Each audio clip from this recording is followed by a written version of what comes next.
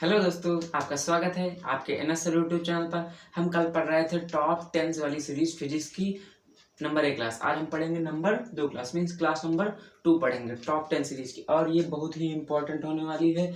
Air force, navy, ICG और जो अग्निवीर का एग्जाम लगा हुआ है जनवरी में, जो 18 से 24 जनवरी के बीच पेपर होगा, एग्जाम होगा, क्लियर। तो उसके लिए बहुत ही मोस्ट इंपॉर्टेंट क्वेश्चन आपके लिए कलेक्ट करके लाए जाते हैं। तो आइए हम अपने पहले क्वेश्चन पर ध्यान देते हैं। तो पहला क्वेश्चन क्या है, एक गेंद 20 मीटर पर सेकंड के वेग से क्षैतिज से 30 अंश के कोण पर फेंकी जाती है। इसका उड्डयन काल ज्ञात कीजिए। मीन्स उड़ान का समय, मीन्स टाइम ऑफ फ्लाइट या फिर उड्डयन काल। तो उड्डयन काल का फार्मूला क्या होता है, टी इज इक्वल्स टू क्या होता है 2u sin theta by G, clear. 2u sin theta by G means whole upon G, clear. तो टी इज इक्वल्स टू निकालने के लिए क्या करेंगे, 2 u की वैल्यू कितनी दी गई है 20 इंटू साइन थीटा की वैल्यू कितनी दी गई साइन, और 30 की वैल्यू 30 डिग्री, क्लियर। और जी की वैल्यू कितनी होती है 9.8, लेकिन हम कैलकुलेशन आसान करने के लिए कितनी लेते हैं 10, क्लियर। तो क्या हो गया 0 से 0, तो कितना हो गया t इज इक्वल टू 2 जा 4, और साइन 30 की वैल्यू क्या होती है 1/2, तो 2 से 2 कैंसिल, तो कितना हुआ 2, और टाइम ऑफ लाइट या टाइम का मात्रा क्या होता है सेकंड। तो हमारा राइट ऑप्शन क्या होगा बी, मीन्स कितना आंसर आ गया 2 सेकंड। तो अगला क्वेश्चन है, प्रक्षेप गति में उच्चतम बिंदु पर वेग क्या होगा। मीन्स प्रक्षेप गति में उच्चतम बिंदु पर वेग, अगर बात करते हैं प्रक्षेप गति मीन्स प्रोजेक्टाइल मोशन में, तो प्रोजेक्ट किया जाता है इस वस्तु को इस प्रकार से। तो यह क्या होती है सबसे उच्चतम बिंदु होती है। उच्चतम बिंदु पर यह क्या होता है हमारा हाइट मैक्सिमम होता है। और जहां तो इसको फेंकी जाती है वो क्या होती है, जहां तक फेंकी जा सकती है उसे बस कहते हैं हमारी मैक्सिमम रेंज। तो उच्चतम बिंदु पर पूछा गया क्या वेग। तो उच्चतम बिंदु पर दो वेग होते हैं, एक क्या होता है यू कॉस थीटा, जिसे बोलते हैं क्या क्षैतिज घटक या क्षैतिज वेग, क्लियर। क्षैतिज, इसे क्या बोलते हैं यू साइन थीटा, ऊपर वाले क्या बोलते हैं यू साइन थीटा, क्लियर। इसे बोलते हैं ऊर्ध्व वेग, ऊर्ध्वाधर वेग या ऊर्ध्व वेग या ऊर्ध्वाधर घटक, क्लियर। इतने बात क्लियर। तो ऊर्ध्वाधर यहाँ पर क्या हो गया, ऊर्ध्वाधर वेग क्या हो गया हमारा, तो जीरो हो जाता है। यहाँ पर ऊर्ध्वाधर वेग क्या होता है हमारा जीरो। तो यहाँ पर क्या बचता है यू कॉस थीटा मीन्स 36 घटक।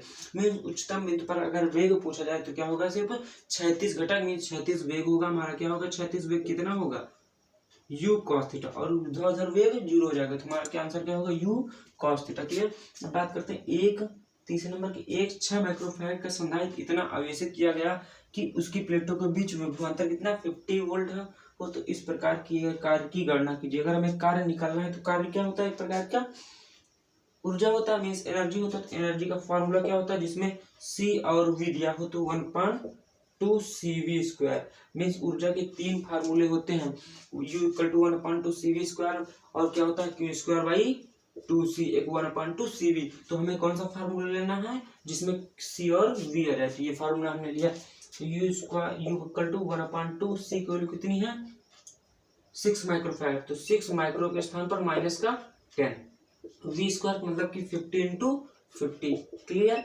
अब इसको हल करेंगे कितना आएगा, तो 25 और ये दो कम दो 2 तिहाई 6, तो 25 × 75 कितना आ गया 75 इंटू 10 टू द पावर, ये माइनस का 6 है और ये 0 0 मतलब 10 टू द पावर 2, और 10 टू द पावर प्लस का 2 और 10 टू द पावर माइनस का 6 कितना हो गया माइनस का 4, क्लियर। तो इसको हम हल करेंगे तो कितना आएगा u is equals to 7.5 into 10 to the power minus का 3। मीन्स हम यहाँ से एक पॉइंट यहाँ पर लाएंगे तो एक जुड़ जाएगा 10, तो कितना होगा 7.5 into 10 to the power minus का 3, क्लियर। और ये क्या होगा जूल होगा, जूल, क्लियर, क्योंकि एनर्जी का मात्रा क्या होता है जूल। तो ऑप्शन कौन सा होगा 7.5 into 10 to the power minus का 3, राइट ऑप्शन क्या होगा हमारा 3, क्लियर। आई होप सामने आ चुका होगा, नोट कर लीजिए।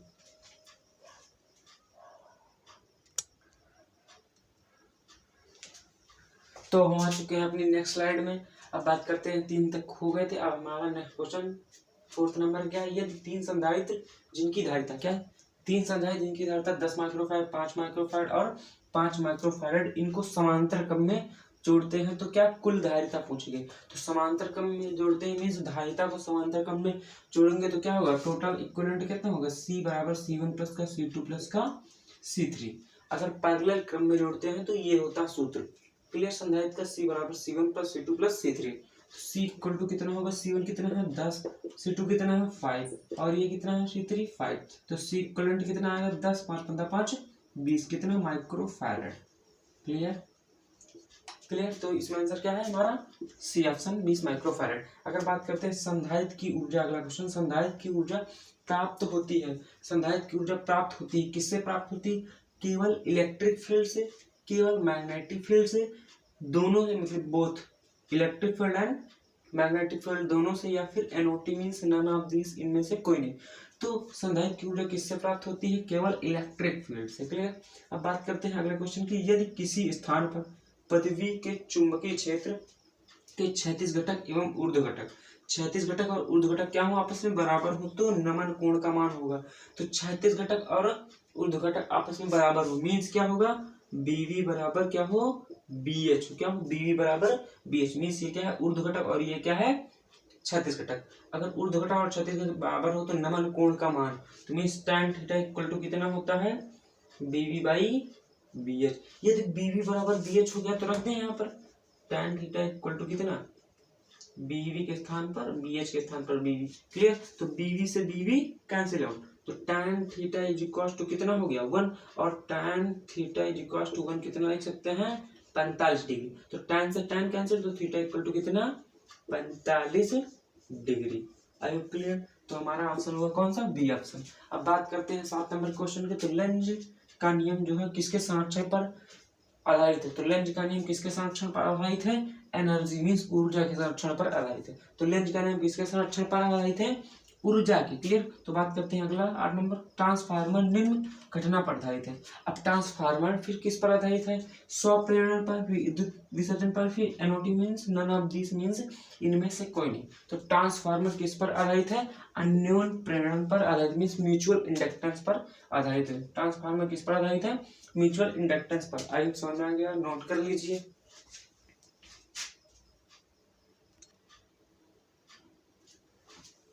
तो अब हम आ चुके हैं अपनी नेक्स्ट स्लाइड में, 7 नंबर तक क्वेश्चन हो गए थे। अब हमारा क्वेश्चन नंबर कौन सा है, 8 हो गए थे। अब हम 9 क्लास मीन्स 9 क्वेश्चन नंबर तक करते हैं। 9 क्वेश्चन क्या है, एक विद्युत बल्ब, क्या है, एक विद्युत बल्ब 220 वोल्ट तथा 100 वाट का, तो बल्ब का प्रतिरोध मीन्स प्रतिरोध कितना होगा।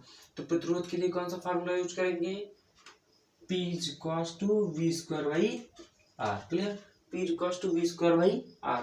हमें क्या निकालना है, प्रतिरोध। तो R स्क्वायर बराबर मीन्स R बराबर V स्क्वायर बाई P को यहाँ पर लाइन कितना P। क्लियर। तो R निकालना है, तो R बराबर क्या होगा, V स्क्वायर कितना है, V स्क्वायर भी वोल्टेज है, तो 220 इंटू 220 अपान P की वैल्यू कितनी मीन्स वाट में, तो 100। क्लियर।